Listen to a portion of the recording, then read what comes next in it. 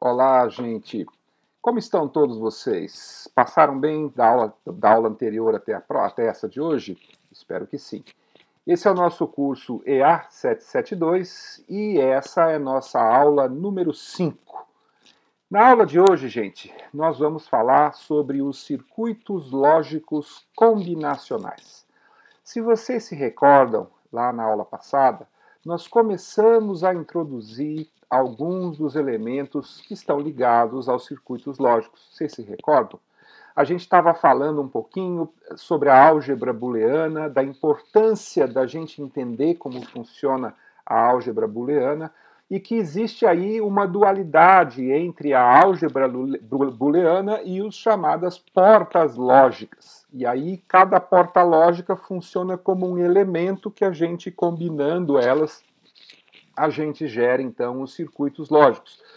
E esses circuitos lógicos, por sua vez, vão ser os blocos construtivos que vão mais para frente fazer com que a gente consiga então construir os nossos computadores.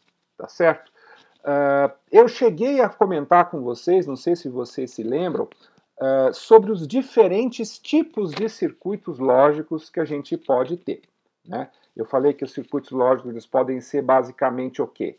Os circuitos combinacionais, os flip-flops e os latches, que são as memórias, e os circuitos sequenciais, em que a gente mistura circuitos combinacionais e memórias para poder criar circuitos mais sofisticados. Tá certo? A gente começou a falar um pouquinho, né, sobre manipulações algébricas em circuitos lógicos, falamos um pouquinho de como que a gente faz para poder, dado um circuito lógico, a gente encontrar a equação algébrica que o descreve e mais algumas coisinhas adicionais. Vocês vão ver que na aula de hoje a gente vai continuar essa temática, trazendo bem mais em foco, então, os chamados circuitos lógicos combinacionais. Tá certo? Bom, então nós vamos ver o quê? Que na aula de hoje nós vamos focar em cima desses circuitos lógicos combinacionais. Tá ok? E aí, vamos tentar relembrar um pouquinho o que eu já tinha falado lá na aula passada. Né? O que é um circuito combinacional? Vocês lembram o que é um circuito combinacional? Bom, vamos lembrar lá então que nós temos as nossas portas lógicas, né? As portas OR, as portas AND, as portas NOT. A gente começa a conectar uma na outra para formar um circuito lógico. E aí tem um pequeno truque nessa brincadeira. Né? Se nessas combinações que a gente fez nas portas lógicas, a gente não inserir nenhuma realimentação, ou seja, se a gente tiver a saída de uma porta lógica que realimenta de alguma forma alguma outra porta, criando uma espécie de um loop, né?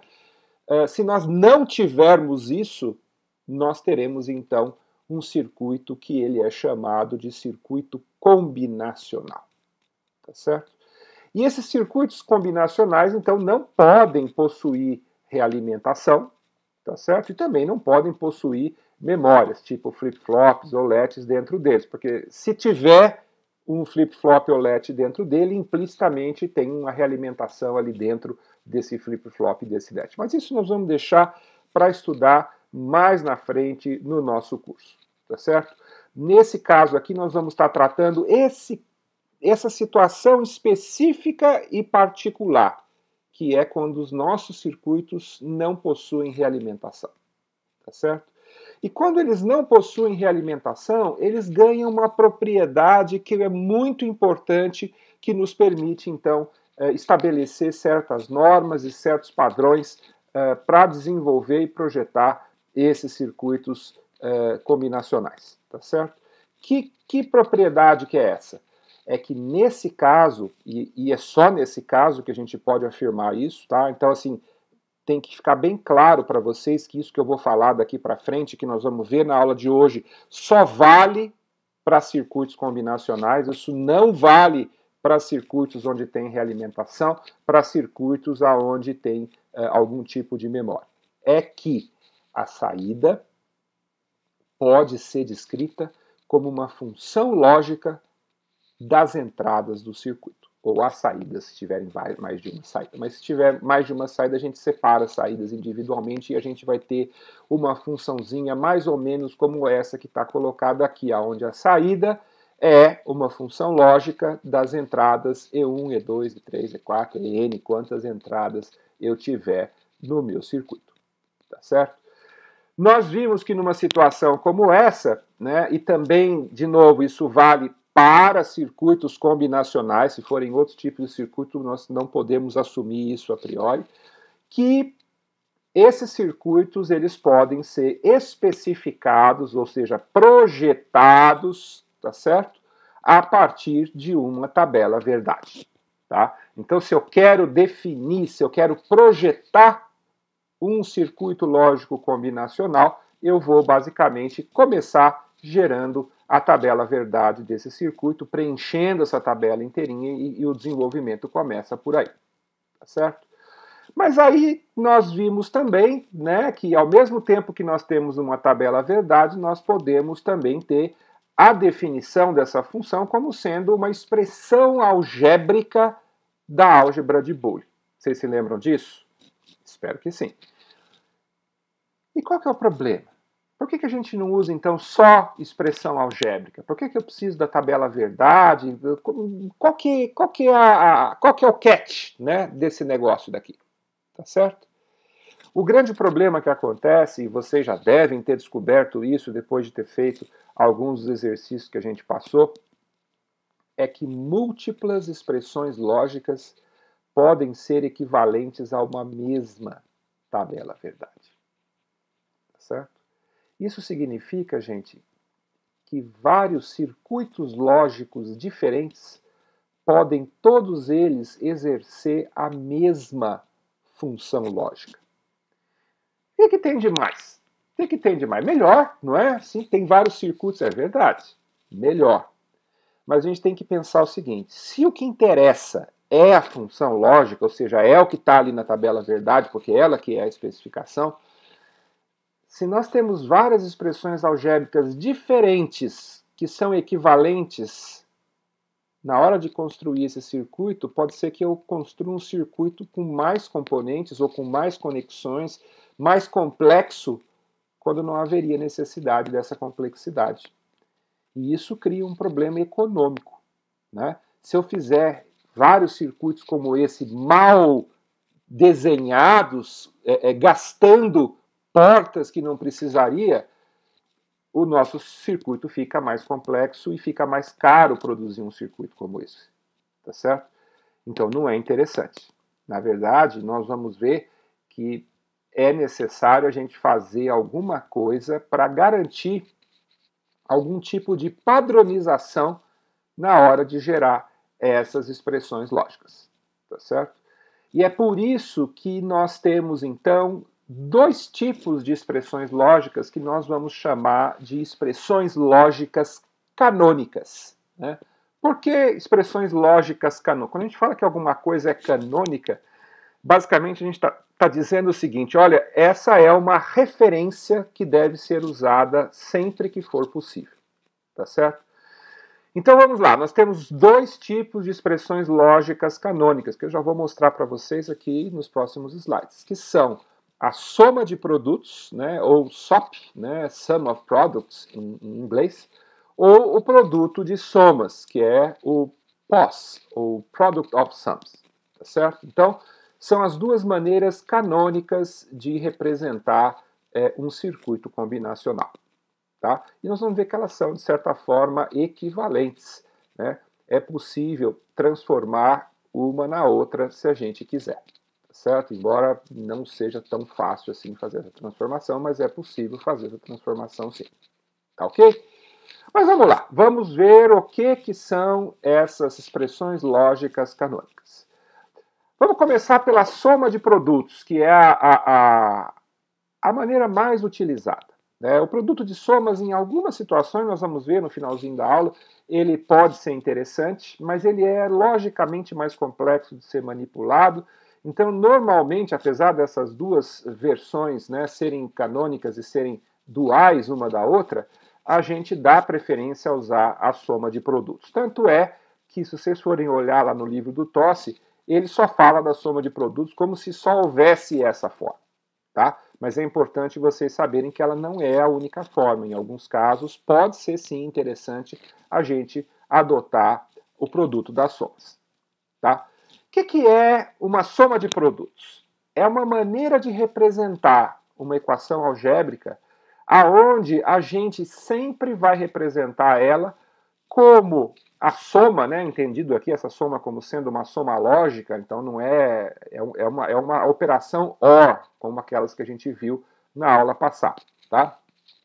Ela vai ser o quê? Ela vai ser uma soma lógica de vários produtos, ou seja, vários ANDs de outras variáveis, ou da própria variável ou da variável negada, tá certo?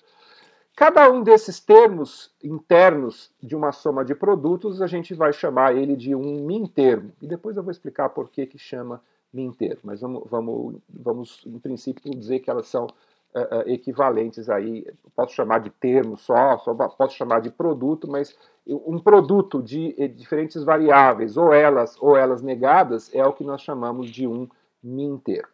Tá certo? Então temos aqui 3 exemplos diferentes de min-termo, só para vocês entenderem o que eu estou falando, né? Por exemplo, ABC mais A barra BC barra. Esse é uma soma de produtos, tá certo? AB mais A barra BC barra mais C barra D barra mais D, tá? Ou A barra B mais CD barra mais EF mais GK mais HL barra. Enfim, eu posso ter quantas variáveis eu quiser, mas vocês repararam num detalhe dessa forma canônica? Eu sempre tenho o quê?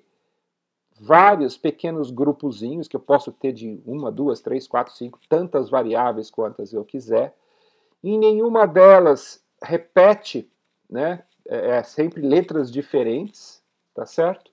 Algumas são negadas, outras são não negadas. Eu posso ter todas negadas também, não tem problema, tá certo? Então isso é uma forma canônica. Significa que qualquer equação em álgebra de Boole, qualquer equação lógica, pode ser reduzida à sua forma canônica, tá? Então sempre é possível simplificar qualquer tipo de equação que a gente tenha, por mais complexa que ela seja, e simplificando até chegar nessa forma canônica. E é sempre, então, nosso objetivo encontrar essa forma canônica, porque encontrando essa forma canônica, nós temos aí a maneira mais adequada para representar uma função lógica, tá certo? Nós vamos tentar entender ainda que tem mais uma etapazinha aqui que não é tão óbvia assim, ok? E um produto de somas, né? O que é o produto de somas? O produto de somas é o dual da soma de produtos. É quando eu tenho 2 ou mais termos do tipo OR combinados com operações do tipo AND. Então, nós vamos ver que temos aqui também vários exemplos. Vocês reparam que eu tenho o quê? Vários elementos, né, que nós vamos chamar aí de max termos, tá certo?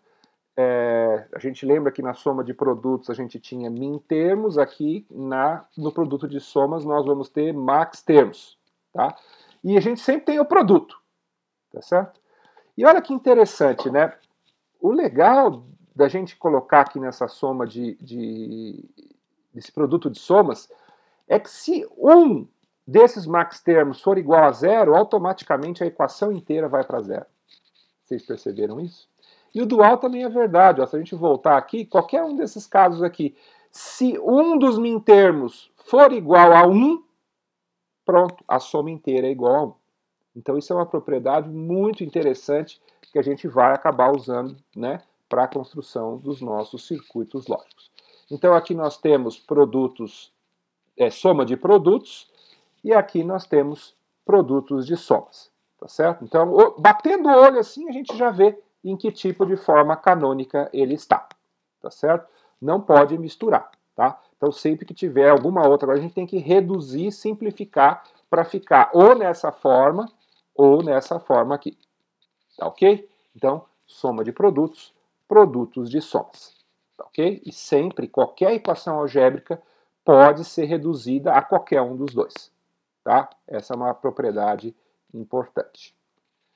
Legal, mas não resolve 100% do nosso problema, né? Por quê? Lembra que eu comentei, nós podemos ter que dois circuitos diferentes apresentem a mesma função lógica. Só que a expressão algébrica dessa função lógica pode ser diferente. Esse aqui é o grande problema, né? Aqui nós temos um exemplo bem interessante, né? Esses dois circuitos, que inclusive têm uma expressão algébrica diferente, né? Reparem que no circuito de cima a equação é x é igual a A, B, aí tem a negação do A negado mais BC, tá certo? Essa expressão lógica, ela é equivalente à expressão lógica de baixo, né? ABC barrado. E dá para perceber, né, que a expressão de baixo ela é bem mais compacta, ela é bem mais eficiente, porque eu tenho um número menor de portas lógicas e tenho um número menor de conexões. Tá certo? Então, é sempre interessante a gente fazer o que a gente chama de simplificação de circuitos lógicos. E nós vamos ver que existem dois métodos básicos para a gente fazer a simplificação de um circuito lógico. Também um outro nome que é chamado é otimização do circuito lógico, né? Simplificação é quando a gente tem algo um pouco mais simples. A otimização é quando a gente tem o circuito mais simples possível. Nós vamos ver que em alguns casos a gente consegue determinar qual é esse circuito mais simples possível. Tá certo? Mas vamos falar aqui de uma maneira genérica de simplificação de circuitos lógicos, e num caso específico da otimização do circuito lógico, né, que é a minimização desse circuito para que ele possa ser o mínimo possível, o menor possível. Tá certo? Nós temos então duas técnicas para fazer isso. A primeira é usando a própria álgebra booleana, tá certo? Mas nós temos aqui também uma segunda técnica, que é a técnica dos mapas de Carnot, tá certo? Nessa técnica dos mapas de Carnot, nós não vamos estar vendo essa técnica na aula de hoje. Na aula de hoje nós vamos focar na técnica da álgebra booleana, tá certo? E vamos deixar os mapas de Carnot para a gente ver na próxima aula, certo? Então, nessa aula de hoje nós vamos ver apenas a técnica de simplificação por álgebra booleana. Mas vamos entender direitinho como é que esse negócio funciona, tá certo? Bom, como que a gente faz essa simplificação algébrica, tá? Lembrando que tem também a outra simplificação que é por meio dos mapas de Carnot. Mas aqui vamos falar só da simplificação algébrica. Como que a gente faz? A gente parte de uma expressão algébrica inicial, tá certo? Muitas vezes essa expressão algébrica inicial ela é obtida a partir diretamente do circuito. Em alguns casos a gente pode obtê-la a partir da própria tabela verdade. Nós também vamos mostrar isso aqui um pouquinho mais para frente para vocês. E uma vez que a gente tem, então, essa expressão algébrica inicial, que é aquela primeira que a gente fala, não, essa aqui é uma especificação e eu vou começar por ela. Nós vamos fazer o quê? Nós vamos fazer algo que nós já fizemos na aula passada. Nós vamos começar a aplicar aqueles teoremas da álgebra booleana, tentando tornar a nossa expressão mais simples, tá certo? E é óbvio que tem um probleminha aí que essa simplificação ela depende de duas coisas. Ela depende da inspiração que a gente vai ter de saber qual teorema da álgebra booleana aplicar. Se vocês fizeram alguns dos exercícios que eu passei para vocês, vocês vão perceber que nem sempre é tão óbvio assim qual o teorema que deve ser aplicado, tá certo? E muito também da experiência do usuário. E é por isso que é importante vocês fazerem os exercícios que a gente está passando para vocês. Porque quando vocês fizerem os exercícios, vocês vão ganhando prática para pensar quais são os teoremas mais interessantes para a gente ir aplicando numa sequência para conseguir simplificar a nossa equação, tá certo? Normalmente, a gente consegue resolver isso aplicando esses dois passos essenciais que estão aqui no slide, tá certo? A gente tenta, de alguma forma, reduzir a equação àquela forma de soma de produtos, né? E normalmente a maior dificuldade que vai aparecer é quando as nossas expressões tiver grandes subexpressões que estão negadas, tá? E aí nós vamos ter que aplicar alguma das formas daqueles teoremas de De Morgan, né? O teorema de De Morgan ele é perfeito para a gente fazer simplificações e depois fazer distribuição, né, com multiplicação de termos, tá certo? Em seguida, a gente verifica, né, a forma de soma de produtos de fatores comuns e vamos tentar, de alguma forma, eliminar algum dos fatores, tá certo? Fazendo alguma fatoração e, com sorte, essa fatoração resulta na eliminação de um ou mais termos, né? Pode acontecer da gente não conseguir. Pode acontecer da nossa expressão na forma canônica de soma de produtos já ser a expressão mínima, tá certo? E aí a gente sempre vai ficar na dúvida, mas será que eu cheguei na expressão mínima? Será que eu não cheguei? Então a gente percebe que esse método de simplificação algébrica, né, ele tem esse problema implícito que é a gente não saber com certeza se nós chegamos ou não à expressão mais simples. Às vezes a gente olha, bate o olho e fala, não, isso aqui parece que é a expressão mais simples, mas não é. Né?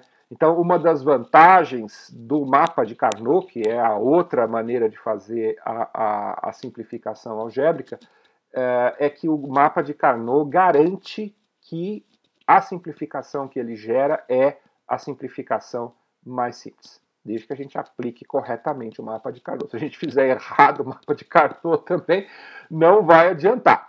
Mas assumindo que vocês aprendam a fazer o mapa de Carnot, fazendo o mapa de Carnot, com certeza vocês chegam na simplificação, na expressão algébrica mais simples, tá certo?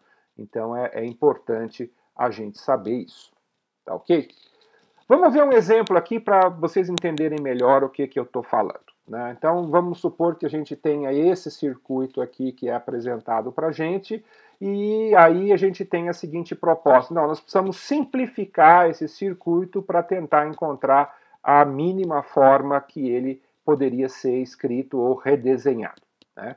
Aí o primeiro passo para isso é a gente determinar a expressão que o circuito em si está dizendo para a gente. Nós vamos fazer aquela técnica que nós já tínhamos começado a falar na semana passada, na aula passada, né? Aonde nós vamos pegar, a partir do lado esquerdo, nós vamos colocar cada uma das entradas, né? Nesse caso aqui nós temos A, C e B, tá certo? E aí a gente começa, então, a escrever o nome dessas entradas, nas entradas das diferentes portas, e a gente, então, aplica a função lógica para a saída daquela porta, e aí nós vamos propagando e vamos juntando esses sinais até sair do lado direito ali com a expressão lógica que faz a composição de todas as subexpressões que estavam antes dele. Certo? Nós apresentamos alguns exercícios para vocês nesses sentidos aí na aula passada.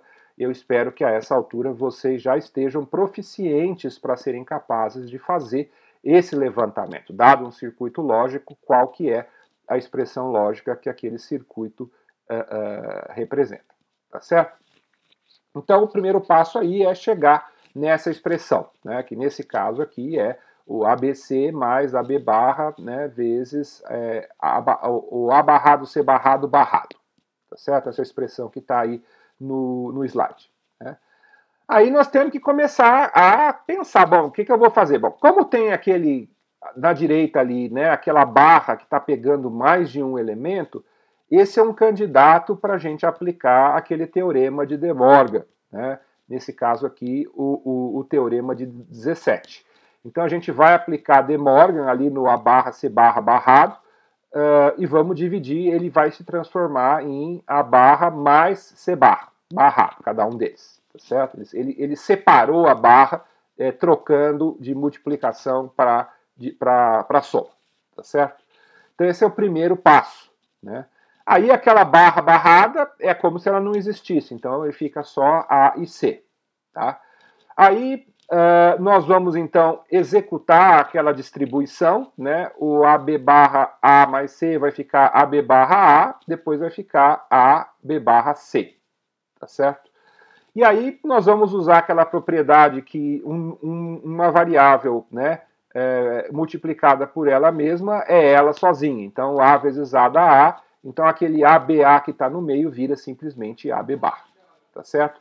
E aí vocês vão perceber que nós temos aqui o quê? Nós temos uma soma de produtos. Nós estamos em uma das formas canônicas que a gente tem aqui no nosso sistema, tá certo? Então, já é uma forma canônica aqui. Mas não necessariamente ela está numa forma minimizada, não necessariamente ela está simplificada, né? Nós vamos precisar agora fazer o quê? Nós vamos precisar simplificar aquela forma canônica para torná-la um pouco mais simples, né?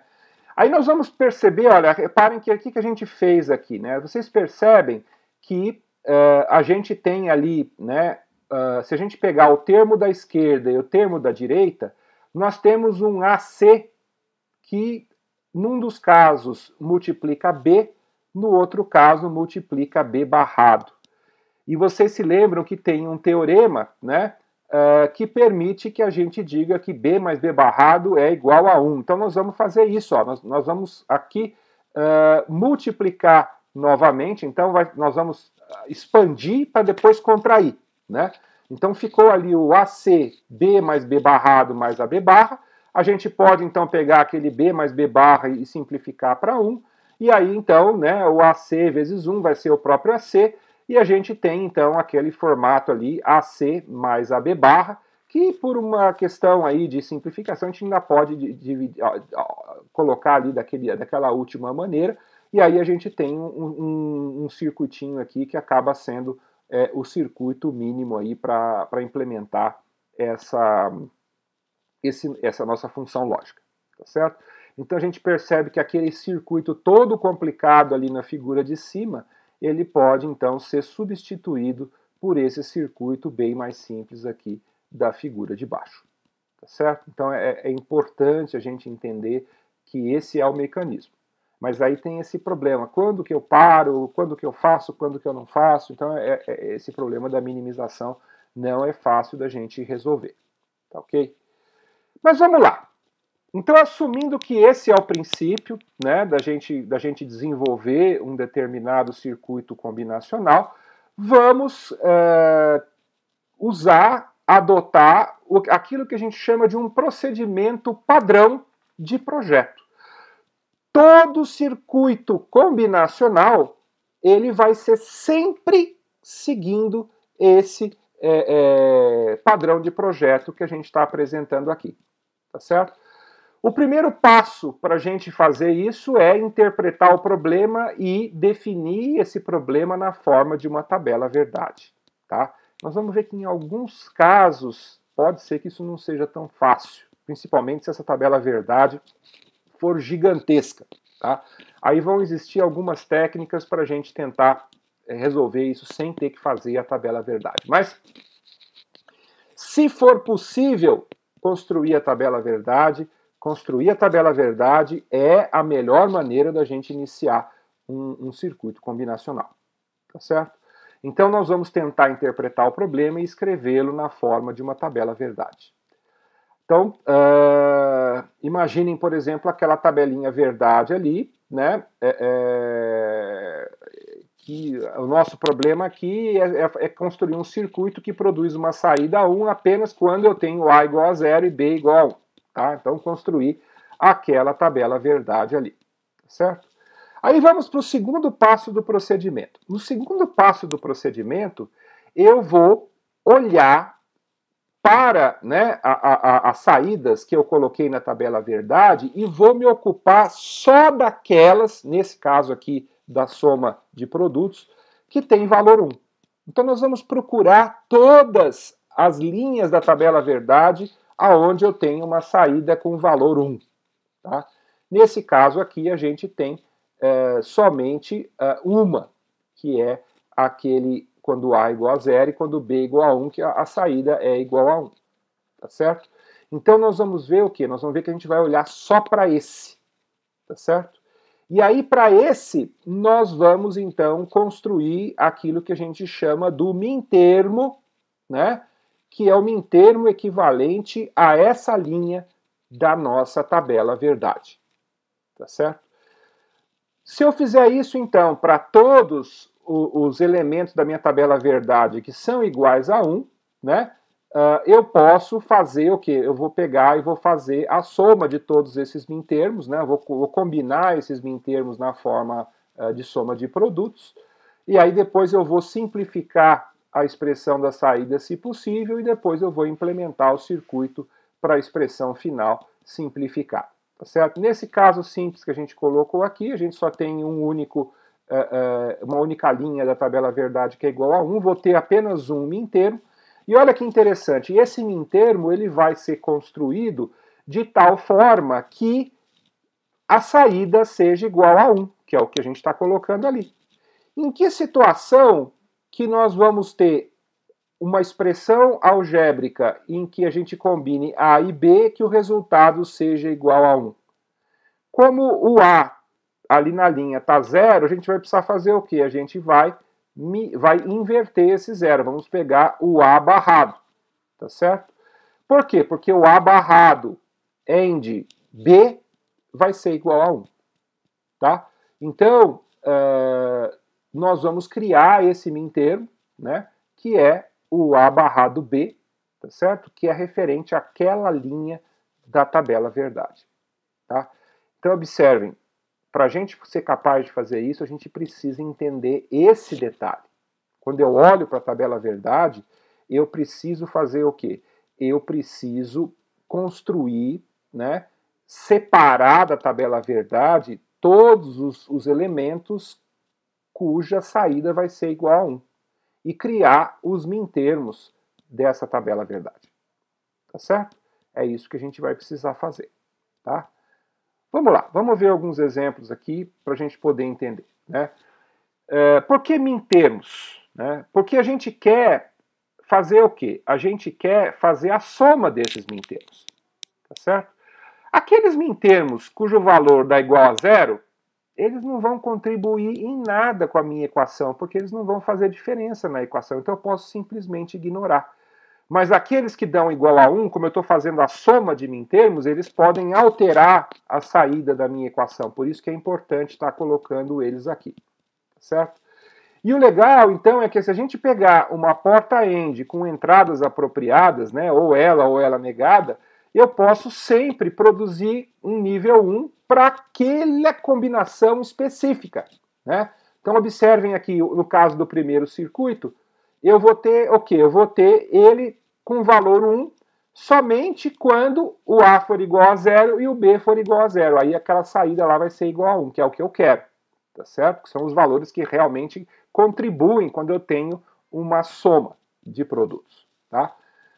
Então eu tenho esse aqui que é o A barra B barra, o outro é o A barra B, o outro é o AB barra e o outro é o AB. Cada um deles vai ser associado, então, a uma linha da minha tabela verdade. Tá certo? E aí, quando a gente junta essas linhas, a gente então monta a forma canônica da expressão algébrica que a gente quer gerar. Né? Cada conjunto de condições de entrada que gera uma saída em nível alto é implementada por meio de portas end separadas, e essas portas end, então, são entradas de uma porta O que vai gerar a saída final. Tá certo? Então, nós vamos seguir aquele esquema que está ali, né, na tabelinha. Tá certo? Eu vou pegar ali a segunda linha da tabela. Essa segunda linha da tabela vai me gerar um mintermo A barra B. A linha de baixo vai me gerar um mintermo AB barra. e eu vou gerar, então, né, o OR desses dois mintermos, gerando, então, o AB barra mais o A barra B mais o AB barra, tá certo? Que é esse circuito que está apresentado para vocês aí nessa figura, tá certo? Você não tem problema nenhum para a gente poder estar construindo, projetando esse nosso circuito. Nós vamos ver que esse circuito aqui, ele implementa com precisão aquela tabela verdade. E toda a tabela verdade pode ser implementada desta maneira, tá certo? E este circuito aqui será o menor circuito que, desculpe, nem sempre será o menor, mas ele será uma versão canônica que implementa este circuito. A gente precisaria simplificá-lo ainda em algumas situações. Em alguns casos não vai ser necessário simplificar. Tá? Vamos pegar um circuitinho um pouquinho maior para a gente ver como é que funciona nesse caso aqui. Nesse caso aqui eu tenho 3 entradas, né? E tenho ali aquela saída X, né? Então, a minha tarefa aqui é projetar um circuito lógico com 3 entradas e, né, aquela coluna da direita ali, a coluna X, é o que deve acontecer na saída. O que eu vou fazer? Eu vou selecionar, então, as linhas da minha tabela verdade que tem a saída igual a 1, né? No caso ali, a primeira, segunda, terceira, quarta linha, né? A sexta, sétima e a oitava linha da tabela verdade, e vou separar aqueles mintermos, tá certo? Então, separei aqueles mintermos ali, né? O A barra BC, o AB barra C, o ABC barra e o ABC, tá certo? E vou fazer simplesmente o quê? O OR, gerando aquela versão de soma de produtos para a saída, e essa função lógica, então, o A barra BC, mais o AB barra C, mais o ABC barra, mais o ABC, é uma forma canônica para representar esse circuito na forma de soma de produtos. Tá certo? Só que essa forma ainda não é a forma mínima, porque nesse caso é possível ainda fazer uma simplificação. Tá certo? Então, o problema que a gente tem agora é que nem sempre, quando a gente monta uma forma canônica, essa forma canônica é necessariamente a menor possível. Nós vamos então tentar simplificar algebricamente essa equação, tá certo? Nós vamos então pegar aquela primeira ali que é uma cópia, né, dessa que a gente pegou aqui, tá certo? Tá ali na primeira linha, e aí nós vamos fazer uns algebrismos, tá? O que nós vamos começar fazendo? Nós vamos pegar aquele ABC e nós vamos repeti-lo várias vezes aí na linha de baixo. Por quê? Porque a gente sempre pode fazer isso, né? Qualquer mintermo eu posso acrescentar ele de novo na equação, que, né, alguma coisa mais ela mesma é ela mesma, tá certo? Então isso aqui é um dos truques que a gente vai tentar fazer, tá certo? Em seguida, nós vamos tentar fazer o quê? Tá vendo? Esses dois elementos ali, olha, o A barra BC mais o ABC barra, se a gente olhar para eles, eles caem numa daquelas situações, num daqueles teoremas que a gente viu. Por quê? Porque o BC é igual nos dois e a gente tem um com uma variável e no outro com a variável barrada. Numa situação como essa, a gente pode simplificar isso, né? E nós vamos chegar, então, no BC, tá certo? E nós vamos fazer isso de novo aqui no AB barra C, né? Que é a mesma coisa, vamos gerar aqui o AC, e depois vamos fazer de novo aqui no ABC barra mais o ABC, e vamos chegar no AB, tá certo? E aí agora essa então aqui é a expressão mínima, tá certo? E a gente pode então fazer a implementação do circuito lógico que implementa essa expressão algébrica, que vai ser o menor circuito aí, tá certo? A gente então vai usar as portas AND para juntar as entradas e vamos colocar um OR para juntar a saída das portas AND, vai ter sempre um circuito mais ou menos com essa cara, tá certo? Bom, então esses são os passos que a gente precisa adotar para poder projetar um circuito combinacional, tá certo? Resumindo, o que a gente precisa fazer? Isso aqui, gente, tem que ficar gravado na cabeça de vocês. Vocês vão fazer isso N vezes, não só aqui nesse curso, mas no curso de laboratório que vocês vão fazer depois, lá no curso de laboratório de circuitos lógicos, EA773, vocês vão usar isso também. Então, assim, não é aquela matéria que vocês vão fazer, esquece, depois não vamos ver mais. Não, isso aqui vocês vão usar enquanto vocês trabalharem com circuitos lógicos, vocês vão estar usando essas regrinhas aqui. Então, gravem isso em pedra, tá certo? Qual que é o resumo dos passos de projeto? A gente começa sempre com uma descrição do problema que a gente quer resolver em linguagem natural. A partir disso, a gente gera, então, a tabela verdade, tá certo? Geramos ali a nossa tabela verdade. A partir da tabela verdade, olhando ali para os elementos que tem saída 1 na tabela verdade, a gente gera os mintermos, geramos uma equação booleana, sendo o quê? O produto desses mintermos, tá certo? A gente tenta minimizar essas equações e quando chega na equação mínima, a gente implementa o circuito a partir das portas lógicas, tá certo? Todo projeto de circuito combinacional é sempre dessa maneira, tá certo? A gente fala que, já comentamos isso com vocês em outras aulas, que uma das virtudes do engenheiro é conhecer as técnicas padronizadas de projeto. Essa é uma das técnicas padronizadas de projeto de circuitos lógicos. Se a gente adotar essas técnicas, nós vamos ver que nós vamos sempre gerar um circuito lógico que atende às especificações que foram colocadas ali na tabela verdade. Tá certo? Vamos ver alguns exemplos para vocês entenderem um pouquinho o que a gente está falando. Vamos imaginar, isso aqui é um exemplo que até poderia ser real, construir um circuitinho como esse, mesmo sendo um circuitinho muito simples, né? Vejam aquelas figurinhas ali embaixo, né? Isso aqui acontece na maioria dos carros que a gente tem hoje em dia, né? Eu quero projetar um circuito que vai acionar um aviso luminoso, tá vendo ali do lado direito, aquele vermelhinho ali, o sujeito que está aqui com o cinto aqui, dizendo que ele não está com o cinto, né, para dizer que a pessoa está sem cinto. Esse circuito deve acionar, então, esse aviso luminoso toda vez que a chave estiver no contato e o motorista não colocou o cinto de segurança afivelado. Né? Se ele está sentado ali no carro e não girou a chave no contato, não precisa acender. Mas se ele girou a chave no contato e ele não pôs o cinto, esse circuito deveria acender. Né? Então essa é a nossa especificação. Normalmente é uma especificação colocada assim em linguagem natural. Tá certo?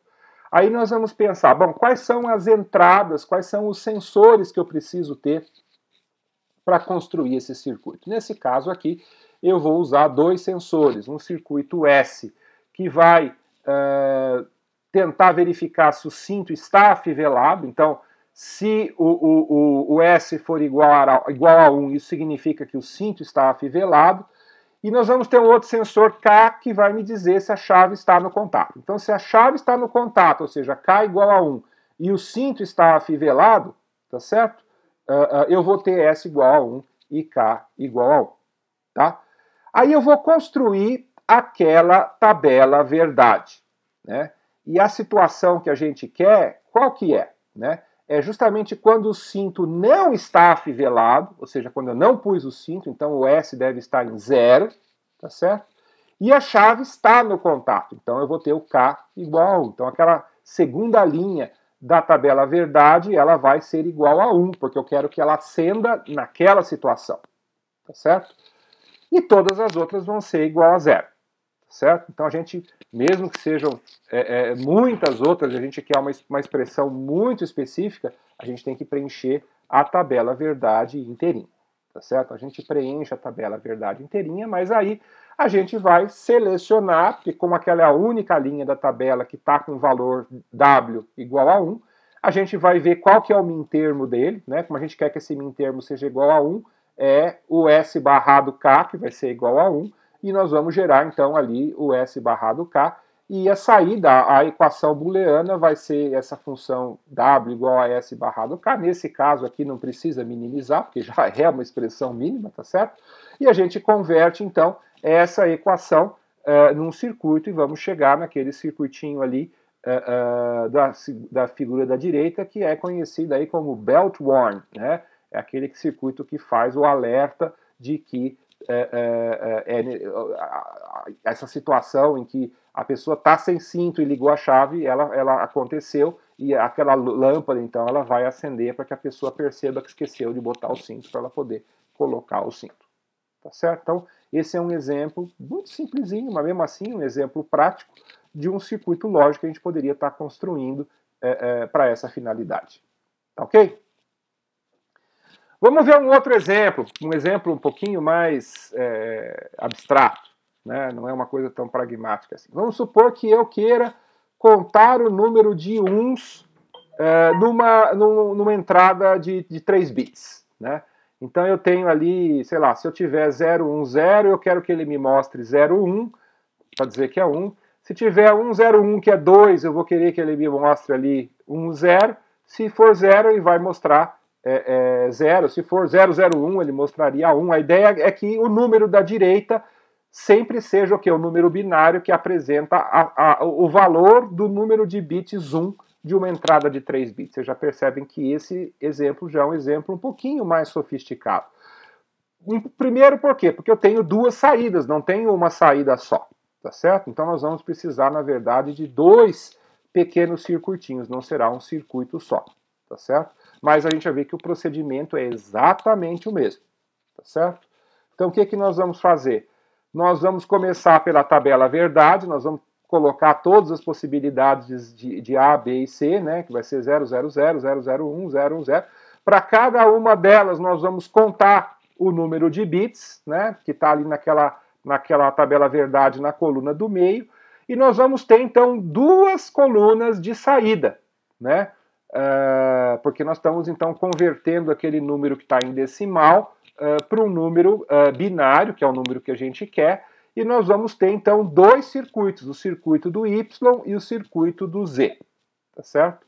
Aí nós vamos, então, aplicar o método, né? Vamos selecionar os mintermos, tá certo? Vamos fazer a soma de mintermos, aqui nós não vamos detalhar muito isso, já está feito ali embaixo, né? O Y vai ser aquela equação, o Z vai ser aquela equação.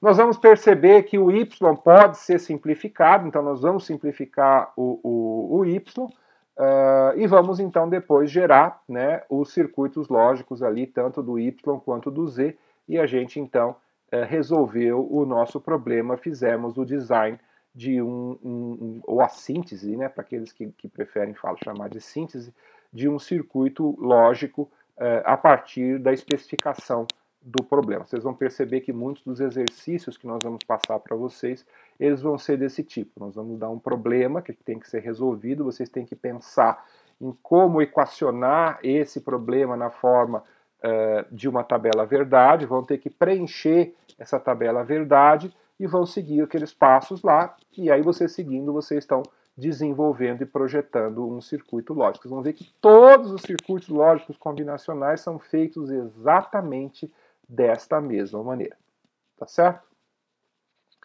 Vamos ver um exemplo um pouquinho mais complexo, né? Esse exemplo é um exemplo que a gente vai burlar um pouquinho aquela atividade de projeto, né? Vamos supor que eu queira detectar 3 uns consecutivos numa entrada de 8 bits, né? Então a minha entrada seria A, B, C, D, E, F, G, H, tá certo? E eu quero detectar em que situações que eu tenho um do lado do outro, em qualquer posição dessa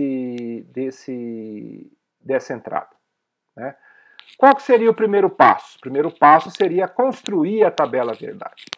Mas nesse caso, o que vai acontecer? Essa tabela verdade, ela é muito grande, tá certo? Ela é muito grande, não dá para a gente construir ela de uma vez, né? Mas a gente sabe que as situações aonde essa tabela verdade seria igual a 1, elas são muito bem conhecidas, né? Por quê? Porque a gente quer que seja sempre um vizinho do outro. Então vai acontecer quando, no caso do ABC ser igual a 1, no caso do BCD ser igual a 1, no caso do CDE ser igual a 1, no caso do DEF ser igual a 1, no caso do EFG ser igual a 1 e do FGH ser igual a 1. Então o que acontece? A gente consegue, em todos os outros casos, ele não precisa ser. Tá certo? Então o que acontece? A gente, de certa forma, implicitamente já fez os dois passos em um. A gente construiu a tabela verdade e já construiu a expressão lógica algébrica no mesmo passo. É perigoso fazer isso, gente? É um pouco. Tá? Eu estaria mentindo para vocês se dissesse que não. Por quê? Pode haver um caso que a gente não pensou que deveria ser um também. Pronto, já dançamos. Tá certo? Nesse caso, a gente sabe que a gente pode fazer isso. Então, vamos seguir dessa maneira. Mas tomem muito cuidado quando fizerem isso, porque muitas vezes é realmente necessário que a gente implemente a tabela verdade para ter certeza. Tá? Mas, em alguns casos, dá para a gente fazer um procedimento como esse. Nesse caso, também não é necessário simplificação. A gente pode gerar ali o circuito quase que imediatamente. Tá certo? E a gente, então, chega naquele circuito final à direita, que é esse circuito, então, implementado aí, atendendo essa especificação que foi colocada aqui. Vocês vão ver mais para frente, principalmente na próxima aula, depois que a gente vê os mapas de Carnot, que existem vários circuitos muito comuns, e vocês devem ter pensado num deles, por exemplo, quando a gente deu os exercícios na aula passada pedindo para vocês calcularem a paridade de um número, lembra que tinha aqueles exercícios para vocês calcularem a paridade? Existem circuitos que podem fazer esse cálculo da paridade automaticamente, tá certo? Como que a gente desenha, como que a gente projeta um circuito como esse? É exatamente dessa maneira, construindo a tabela verdade e construindo o nosso circuito de paridade baseado na tabela verdade. Temos que preencher todos os valores da tabela verdade e assim por diante. Tá certo? Esse é um procedimento padronizado. Tá ok? Muito bem, gente. Mas é importante também a gente saber, e isso vale, a gente comentou na aula passada, que tudo que vale de um jeito vale também para a forma dual. Então, se é possível a gente construir a forma canônica por meio da forma da soma de produtos, eu falei para vocês que também é possível a gente converter uma tabela verdade num produto de somas, É o produto de max termos, tá certo? Nós vamos usar o quê? A fórmula dual. A gente vai interpretar o problema, vai definir a tabela verdade, isso é igual. E aí nós vamos escrever os termos OR para cada caso de saída que for igual a zero. Por quê? Porque se a gente fizer o produto de vários max termos, se um deles for igual a zero, pronto, a equação inteira vai a zero também. Certo? Aí a gente combina esses max termos naquela forma de produto de somas, simplificamos a expressão se for possível e implementamos o circuito para a expressão final simplificada. Então essa aqui é o dual daquela outra. Tá? Vocês vão ver que essa forma dual nem aparece no livro do Tosse, porque, como eu falei para vocês, é muito mais difícil a gente raciocinar na forma dual do que na forma, ou seja, muito mais difícil raciocinar com o produto de somas do que com a soma de produtos, tá certo? Mas nós vamos ver que essa forma dual ela é ótima para a gente fazer exercícios e principalmente para exercícios que vão cair na avaliação. Então nós vamos colocar uns exercíciozinhos para vocês fazerem também com a forma dual do projeto para vocês poderem estar exercitando essa capacidade de vocês. Tá certo? Então, olha, vocês viram que nós temos o quê? Na soma de produtos nós temos os min termos. E vocês lembram o quê? Que o min termo a gente está interessado nele quando? Quando o valor que a gente quer, ele é igual a 1. Então, por exemplo, aquele 0, 0, 0 vai ser quando eu tiver o x', y', z'. Tá? O max termo, ao contrário, vai me interessar quando ele for igual a 0. Tá certo? Então eu vou querer o quê? Que o x, o y, z seja igual a zero. No primeiro caso ali, x mais y mais z vai ser igual a zero, então é ele que nós vamos pegar. Então vocês percebem que existe aí uma espécie de um inverso, né, do min-termo para o max-termo, né? Então percebam, isso inclusive é uma das maneiras da gente tentar converter uma equação que está construída na forma de min-termos para max-termos e de max-termos para min-termos. Então vamos botar um exercício depois para vocês treinarem essa capacidade, tá certo? Mas nós vamos ver que existe essa inversão, né? No caso do min-termo a gente pega um deles negado, no caso do max-termo é o contrário deles, tá certo? E aí, né, vamos ver um exemplozinho, só para a gente ver, porque também não fizemos nenhum exemplo, fizemos todos com min-termos. Vamos ver como é que funciona com max-termos, certo? E o interessante é o seguinte, é exatamente a situação que eu estou colocando aqui. Se o número de uns na saída for muito grande, ou seja, eu tiver um número muito pequeno de zeros, essa situação é que vale a pena a gente usar a forma dual, porque a equação vai ficar mais econômica. Senão a gente teria que fazer uma soma enorme de min-termos, tá certo? Mas como o número de zeros é bem menor, a gente tenta operar com os max-termos e vamos ser muito bem sucedidos com isso, tá certo?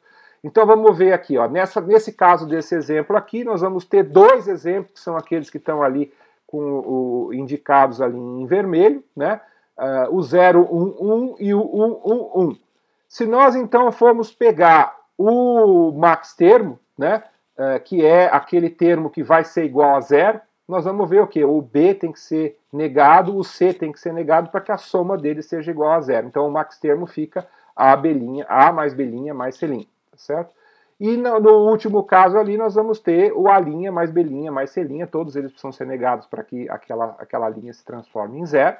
E o produto, né, de max-termos, então, vai ser aquele que está ali à direita, né? O A mais B' mais C', vezes o A' mais B' mais C', que nesse caso ainda pode ser simplificado, e, né, porque nós temos ali o B' e o C' aparecendo nos dois casos, e temos ali o A e o A', então esse é um dos teoremas que a gente pode estar aplicando. A gente simplesmente simplifica ele e nós vamos ter... Desculpe, na verdade era mais simples do que isso aqui. A gente ainda poderia simplificar mais uma vez ainda e chegar simplesmente em B' mais C', que seria a versão mais simples, né? Faltou uma etapa de simplificação nesse slide. Vou ver se eu conserto isso e já subo o slide correto lá no Moodle. Tá certo? Gente, para a aula de hoje, é isso que eu tinha para falar para vocês, né? Então vocês vão perceber que a nossa aula ficou um pouquinho mais curta hoje, tá certo? Porque o próximo tópico, que é estudar os mapas de Carnot, é um tópico relativamente pesado, que vai estar ocupando aí uma aula quase inteira. Então, achamos melhor separar essa aula em duas metades, né? Terminar a nossa aula por aqui e na próxima aula, então, a gente entra nos mapas de Carnot, tá certo? Mas, de um modo geral, então, nós vamos ter essa situação que nós somos capazes agora de projetar, né, um circuito lógico usando essa forma canônica. A forma preferencial é da soma de produtos, mas se nós, em algumas situações, pode ser interessante ter também o produto de somas. Vocês já sabem como fazer isso. Minimizar pode ser um problema, porque a gente nunca sabe se a gente chegou na versão mínima, a gente tem que ter mesmo uma intuição. Agora daqui não dá para minimizar mais, infelizmente, nós temos que usar isso.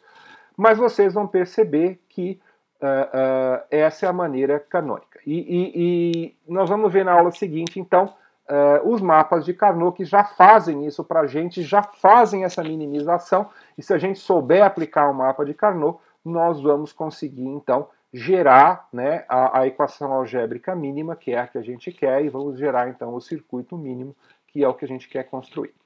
Tá certo? Por hoje, a gente fica por aqui, então, e até a próxima aula.